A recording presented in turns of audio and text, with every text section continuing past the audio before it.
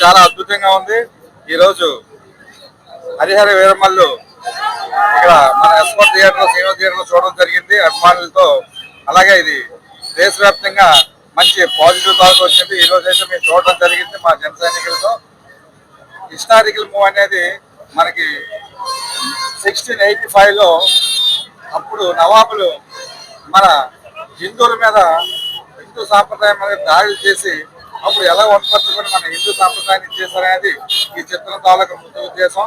So ఇది చాలా చక్కగా తీశారు. దీనిలో నటీనటులందరూ చాలా బాగా యాక్ట్ చేశారు.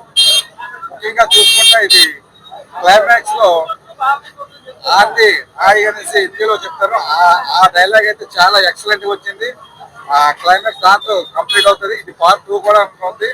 సో ఈ సినిమా అయితే చాలా అద్భుతంగా వచ్చింది.